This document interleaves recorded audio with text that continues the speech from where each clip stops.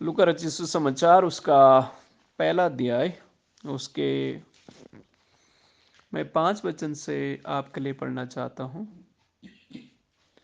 यहूदिया के राजा हेरोदेस के समय अबिया के दल में जकरिया नाम का एक याजक था और उसकी पत्नी हारून के वंश की थी, जिसका नाम एलसीबा था। वह दोनों परमेश्वर के सामने धर्मी थे और प्रभु की सारी आज्ञाओं और विधियों पर निर्दोष चलने वाले थे। उनके कोई भी संतान न थी, क्योंकि एलसीबा बांझ थी और वह दोनों बूढ़े थे। जब वह पहले अपने दल की पारी पर परमेश्वर के सामने याजक का काम करता था, तो याजकों की रीति के अनुसार उसके नाम पर चिट्ठी निकली कि प्रभु के मंदिर में जाकर धूप जलाएं। धूप जलाने के समय लोगों की सारी मंडली बाहर प्रार्थना कर रही थी। उस समय प्रभु का एक स्वर्गदूत धूप के वेदी की दाहिनी ओर खड़ा हुआ उसको दिखाई दिया। जकरिया देखकर घबराया और उस पर बड़ा भय छा गया। परंतु स्वर्गदूतों ने उससे कहा, हे जकरिया, भयभीत ना हो, क्योंकि तेरी प्रार्थना सुन ली गई है और तेरी पत्नी एलसीबा से तेरे लिए एक पुत्र उत्पन्न होगा और तू उसका नाम यूहन्ना रखना। तुझे आनंद और हर्ष होगा। आमीन। आज जो मैं आपके बीच में संदेश परमेश्वर का देना चाहता हूँ वो ये है, आपके परिवार में परमेश्वर आनंद और खुशी देना चाहता है। ये वचन 14 में लिखा है, तुझे आनंद और हर्ष होगा। तो इसी के आधार पर हमारे परिवारों में, हमारे जीवनों में परमेश्वर जो है आनंद और खुशी देना चाहता है। यहाँ पर जब आप वचन को सुने हैं, यहाँ पर परमेश्वर का एक प्रियजन है जिसका नाम है जकरिया और उसकी पत्नी का नाम है एलसीबा। ये दोनों पति पत्नी, वचन कहता है कि ये परिवार जो था काफी धर्मी परिवार था। और वचन ये भी कहता है कि ये लोग जो हैं परमेश्वर के सामने धर्मी थे। सारी आज्ञाएं, विधियां जितनी परमेश्वर को, उसमें ये लोग चलते थे। लेकिन परिवार में एक जो आशीष होनी है, वो बच्चे की आशीष परिवार में नहीं थी। जब मैं आज सुबह के समय में इस भाग को मनन कर रहा था, स्टडी कर रहा था, अपनी पर्सनल स्टडी, तो परमेश्वर ने कुछ बातें हैं जो मुझे बताई हैं और जो मैं आपको बताना चाहता हूँ। जैसे मैंने कहा, आपके परिवार में परमेश्वर आनंद और खुशी देना चाहता है और ये उस परिवार के लिए एलिसा, एलसीबा और जकरिया परिवार को परमेश्वर ने कहा कि तुझे आनंद और हर्ष हो। जब उनके परिवार में आशीष नहीं थी, जब उनके परिवार में बच्चे नहीं थे, उस समय परमेश्वर ने वचन उन्हें कहा था कि तुझे आनंद और हर्ष होगा। तो जब ये वचन ऑलरेडी परमेश्वर ने उन्हें दिया था और उनके परिवार में आशीष भी नहीं थी, लेकिन उनके अंदर जो कुछ बातें हैं उस परिवार में थी, जिसके वजह से परमेश्वर ने उनकी जो परिवार में एक बच्चे की आशीष है उनको दिया। तो पहली बात जो हम 5 और 6 वचन से सीखने पाएंगे कि 6 वचन में स्पेशल लिखा है, वह दोनों परमेश्वर के सामने धर्मी थे और प्रभु की सारी आज्ञा और विधियां पर निर्दोष चलने वाले थे। जो पहली बात आप हमें सीख सकते हैं वो ये है, परमेश्वर की संगति में रहें। जकरिया और एलसीबा परमेश्वर की संगति में रहते थे। लिखा है वे दोनों परमेश्वर के सामने धर्मी थे और सारी आज्ञा और विधियों पर निर्दोष चलने वाले थे। तो पहली बात, जब आप हमें परमेश्वर के साथ संगति रखते हैं, प्रभु की वचन को पढ़ते हैं, परमेश्वर की आज्ञाओं पर चलते हैं, उसके साथ लगातार संगति बनाए के रखते हैं, जब हम ऐसा करते हैं तो परमेश्वर हमें आशीष देता है। जैसा अभी ठंडा है और ठंड के समय में मैं शाम के जब बारिश बहुत ज़्यादा हो रही तो हीटर के पास था और जब हीटर के पास था तो मुझे गर्मी महसूस हो रही थी, लेकिन जैसे मैं हीटर से थोड़ा सा दूर चला जाता तो फिर मुझे ठंडा लगने लग जाता। उसी प्रकार से हीटर हीटर की एक उपस्थिति है। जब उसके आसपास मैं रहूँगा तो उसकी गर्माहट मुझे मिलेगी, लेकिन जब उससे दूर चला जाऊँगा वो गर्माहट नहीं मिल पाएगी। उसी प्रकार से परमेश्वर की संगति में जो आप और मैं रहते हैं, परमेश्वर की उपस्थिति में जो हम लोग रहते हैं, प्रभु आशीष देता है। इवन वचन 8 में भी लिखा हुआ है, जब वो अपनी दल की पारी पर परमेश्वर के सामने याजक का काम करता था तो याजकों की रीति के अनुसार उसके नाम पर चिट्ठी निकली कि वह प्रभु के मंदिर में जाकर धूप जलाए। धूप जलाने के समय लोगों की सारी मंडली बाहर प्रार्थना कर रही थी। ओके, जो मैं बात आपको बताना चाहता हूँ 8 वचन से भी, कि वो परमेश्वर के सामने याजकों का काम करता था, यानी परमेश्वर की उपस्थिति में रहता था, परमेश्वर की संगति में वो रहता था। मैं सोच रहा हूँ और मैं सोचता भी हूँ कि जकरिया ये प्रभु का जन है, प्रभु का प्रिय व्यक्ति है, याजक भी है। इसके परिवार में जब आशीष नहीं थी, शायद जकरिया कई बार अगर आप मैं होते, शायद ये सोचते, प्रभु तेरी उपस्थिति में रहता हूँ, तुझसे प्रार्थना करता हूँ, तेरी संगति में रहता हूँ, मेरे जीवन में आशीष नहीं है। लेकिन नहीं, जकरिया परमेश्वर की उपस्थिति में रहता था, परमेश्वर की संगति में रहता था, उसकी परिवार भी परमेश्वर की संगति में रहता था। तो पहली बात जो प्रभु हमें सिखाना चाहता है, अगर हम अपने परिवार में आनंद और खुशी को चाहते हैं तो आनंद और खुशी का पहला जो बात हमको समझने की आवश्यकता वो है, ये परमेश्वर के पास रहें, क्योंकि आनंद और खुशी का दाता कौन है? परमेश्वर है।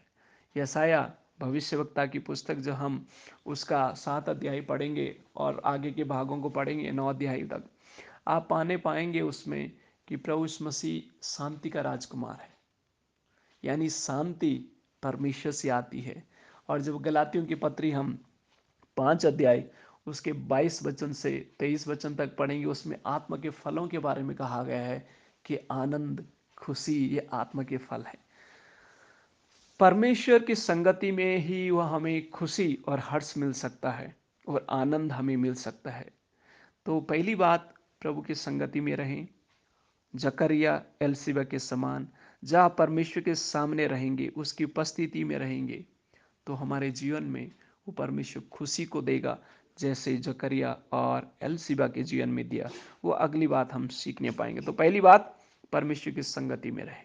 जैसे मैंने कहा, जब आप हीटर के पास रहते हैं उसकी गर्माहट आपको मिलती है, उसी प्रकार से जब परमेश्वर के पास रहते हैं उसकी उपस्थिति, उसकी आशीष, उसकी खुशी को हम अपने जीवन में महसूस करने पाते हैं। और दूसरी बात जो हम सीखने पाएंगे वो है, जब हम वचन 10 में पढ़ेंगे, इसमें लिखा हुआ है, धूप जलाने के समय लोगों की सारी मंडली बाहर प्रार्थना कर रही थी। दूसरी बात जो मैं आप लोगों को बताना चाहता हूँ ये है, परमेश्वर के लोगों की संगति में रहें, परमेश्वर के लोगों की संगति में रहें। दूसरे शब्दों में कहें तो परमेश्वर की कलीसिया जो है उसमें जुड़े रहें।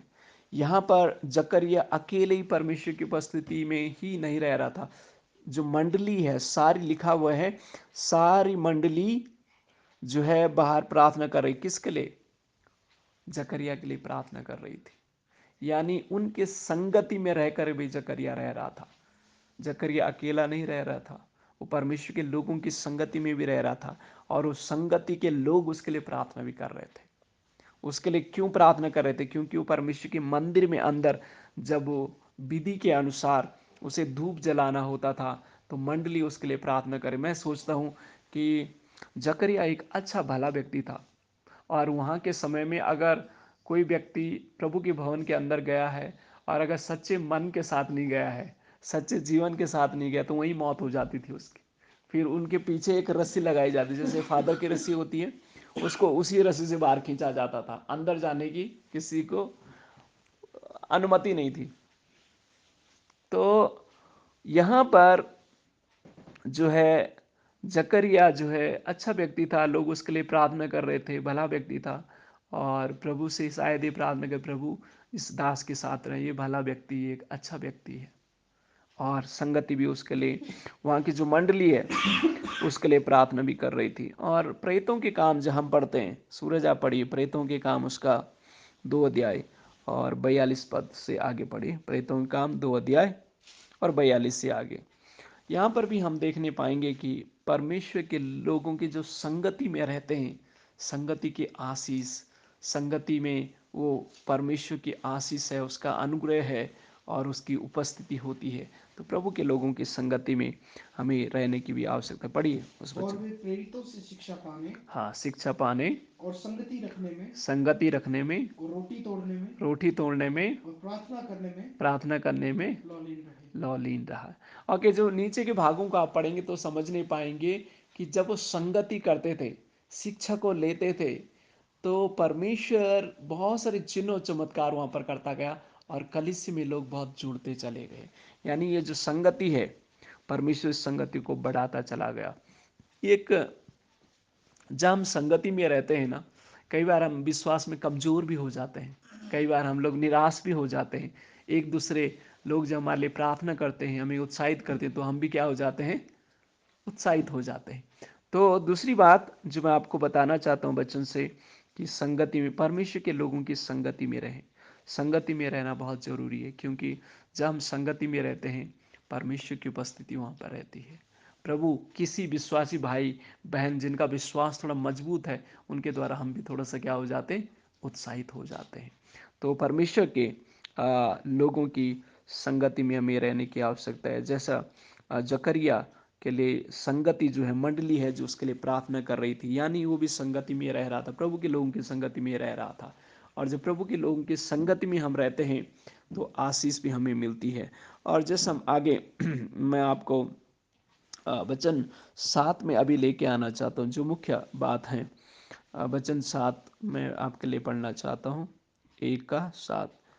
उनके उनके कोई भी संतान ना थी, क्योंकि एलसीबा बांझ थी और वे दोनों बूढ़े थे।